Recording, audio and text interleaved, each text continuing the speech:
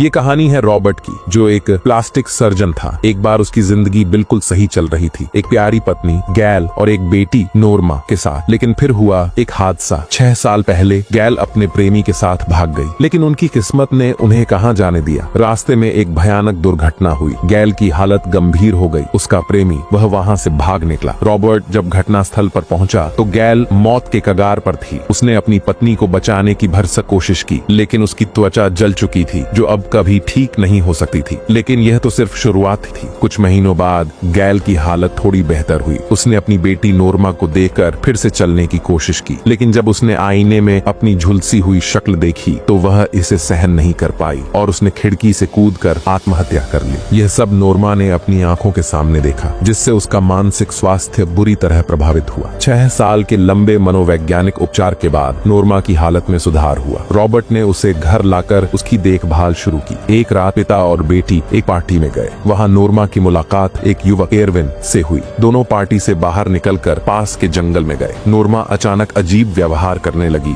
और अपने कपड़े उतारने की कोशिश की। एरविन ने इसे सहमति समझा और उसे एक बगीचे में ले गया, लेकिन नोर्मा अचानक जोर जोर से चिल्लाने लगी। एरविन ने उसे शांत करने की कोशिश की और उसे बेहोश कर दिया। वह घबराकर वहां से भाग गया। जब रॉबर्ट को अपनी बेटी के जूते और कोट मिले तो वह समझ गए कि कुछ गलत हुआ है। वह नोर्मा को ढूंढने गए, लेकिन बहुत देर हो चुकी थी। नोर्मा पर हमला हुआ था और वह मानसिक रूप से अस्थिर हो गई थी। उसने खुद को अपने कमरे में बंद कर लिया और अंततः अपनी मां की तरह आत्महत्या कर ली। अपनी बेटी को खोने के बाद रॉबर्ट ने फैसला किया कि वह उस आदमी से बदला लेगा जिसने नोर्मा को नुकसान पहुंचाया। उन्होंने पता लगाया कि एरविन एक दर्जी की दुकान में काम करता है। रॉबर्ट ने उसे अकेले में पकड़ा और बेहोश कर दिया। इसके बाद रॉबर्ट ने एरविन के शरीर से उसकी मर्दानगी के सभी चिन्ह हटा दी। जब एरविन को सच्चाई का पता चला तो वह पूरी तरह टूट गया, लेकिन रॉबर्ट ने उसे बताया कि यह सिर्फ शुरुआत है। यह कितना भयानक व्यक्ति था, इसका एहसास एरविन को जल्दी हो गया। आने वाले महीनों में रॉबर्ट ने एरविन का पूरा रूपांतरण कर दिया ताकि वह एक महिला की तरह दिख सके। उसने उसके लिए खास तौर पर एक प्लास्टिक बॉडी सूट तैयार किया और उसे हर दिन इसे पहनने के लिए मजबूर किया। लेकिन एरविन ने मौका पाकर रॉबर्ट को मारकर भागने की कोशिश की। रॉबर्ट ने तुरंत सुरक्षा प्रणाली चालू कर दी, जिससे एरविन घर के अंदर फंस गया। एरविन ने खुद को बचाने के लिए अपने गले पर चाकू चला लिया, लेकिन रॉबर्ट ने अपनी चिकित्सा कौशल से उसकी जान बचा ली। कुछ हफ्तों बाद रॉबर्ट ने एरविन के चेहरे पर लगाए गए मोल्ड को हटा दिया। अब एरविन का चेहरा उसकी मृत पत्नी जैसा दिखने लगा। रॉबर्ट ने उसका नाम बदलकर वीरा रख दिया और उसे एक छोटे से कमरे में कैद कर दिया। वीरा की देखभाल के लिए रॉबर्ट ने अपनी पुरानी नर्स मैरी को बुला लिया। वीरा को प्रतिदिन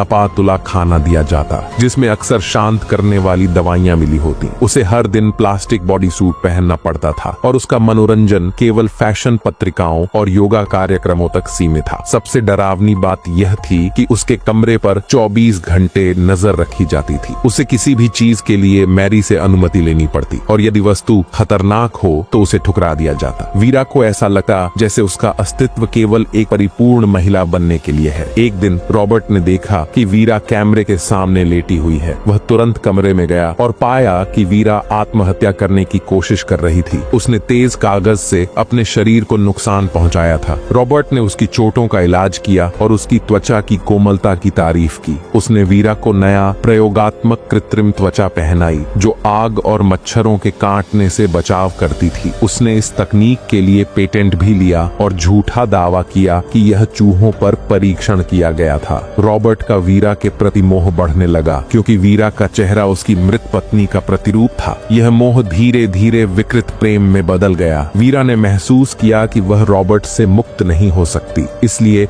उसने झूठा प्यार जताकर उसकी भावनाओं का फायदा उठाने की कोशिश की। रॉबर्ट ने घबराकर घर छोड़ दिया, लेकिन उसने पाया कि वीरा कैमरे की तरफ देख रही है और चुपचाप उसे अपनी ओर आकर्षित कर रही है। रॉबर्ट की देखभाल करने वाली पुरानी नौकरानी मैरी इस स्थिति से चिंतित थी, क्योंकि उसे भी पता था कि वीरा रॉबर्ट की मृत पत्नी की तरह दिखती है। मैरी को डर था कि रॉबर्ट जल्द ही कोई बड़ी गलती कर बैठेगा। रॉबर्ट ने बाकी नौकरों को किसी बहाने से घर से हटा दिया और मैरी को अकेला छोड़ दिया। रॉबर्ट के बाहर जाने के थोड़ी देर बाद एक अजीबोगरीब वेशभूषा में एक व्यक्ति घर आया। मैरी ने उसे पहचानने की कोशिश की, लेकिन जब उसने अपने कपड़े हटाए तो मैरी ने उसकी पहचान उसके जन्म चिन्ह से की। वह उसका भगोड़ा बेटा झांका था। अगर आज त्योहार का दिन नहीं होता तो झाका अपने इस अजीब रूप के कारण पकड़ा जाता। मैरी ने पहले उसे घर में आने से मना किया, लेकिन माँ की ममता के कारण उसने उसे अंदर आने दिया और खाना दिया। उसी समय टीवी पर खबर आई कि पुलिस एक बैंक लुटेरे को पकड़ने की कोशिश कर रही है। मैरी ने तुरंत झाका को पहचान लिया।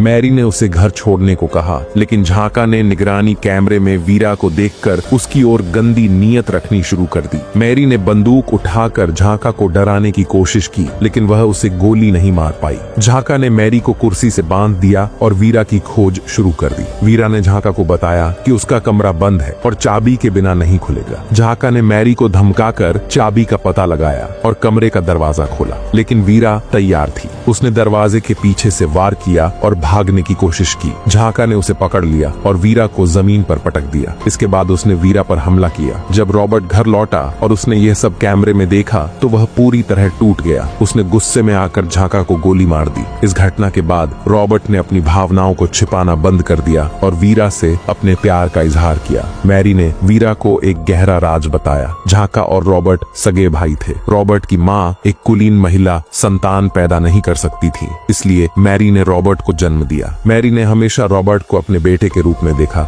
लेकिन झाका को गरीबी में पलने दिया। 20 साल पहले झाका ने मैरी से संपर्क किया था और रॉबर्ट की पत्नी गैल के साथ भागने की योजना बनाई थी, लेकिन उनकी योजना असफल रही और एक दुर्घटना के बाद गैल की मौत हो गई। मैरी ने यह भी बताया कि रॉबर्ट ने वीरा को गैल जैसा दिखने के लिए सर्जरी करवाई थी। वीरा ने यह सब सुनकर रॉबर्ट के प्रति सहानुभूति जताई। रॉबर्ट ने वीरा पर भरोसा करना शुरू कर दिया। अगले दिन वीरा ने रॉबर्ट के लिए नाश्ता बनाया और घर में आजादी से घूमने लगी। रॉबर्ट ने वीरा पर विश्वास करना शुरू कर दिया और जब वह उसके साथ बाहर गया तो उसने अपनी सुरक्षा के लिए पिस्तौल साथ रखी। इसी दौरान रॉबर्ट को परेशानी का सामना करना पड़ा। उस सर्जरी में शामिल एक डॉक्टर, जिसमें वीरा का रूप बदला गया था, रॉबर्ट के पास आया। उसने एक गुमशुदगी की रिपोर्ट दिखाई जिसमें अविन का नाम था। डॉक्टर को शक था कि रॉबर्ट ने अविन को अगवा कर उसके साथ सर्जरी की। पिछले 6 वर्षों में अविन की मां ने उसे खोजने की पूरी कोशिश की। जब डॉक्टर ने इस मामले में हस्तक्षेप किया तो रॉबर्ट ने सच्चाई बताकर उसकी बात को चुनौती दी। इससे दोनों के बीच तनाव बढ़ गया। तभी वीरा घर वापस आई और उसने खुद को रॉबर्ट की मदद के लिए आगे किया। उसने डॉक्टर से कहा कि उसने सर्जरी अपनी मर्जी से कराई थी। यह सुनकर डॉक्टर हैरान रह गया। उसने रॉबर्ट और वीरा को पास आते देखा, जिससे उसे और भी गुस्सा आया। वीरा ने रॉबर्ट का विश्वास जीत लिया, लेकिन जैसे ही वीरा ने अपनी पुरानी तस्वीर देखी, उसकी भावनाएं बदल गईं। उसने अगले कदम की योजना बनानी शुरू कर दी। जब रॉबर्ट ने अपना ध्यान हटाया तो वीरा ने उसकी पिस्तौल चुपके से अपने बैग में छुपा ली। इस बार उसने बिना हिचकिचाहट रॉबर्ट को गोली मार दी।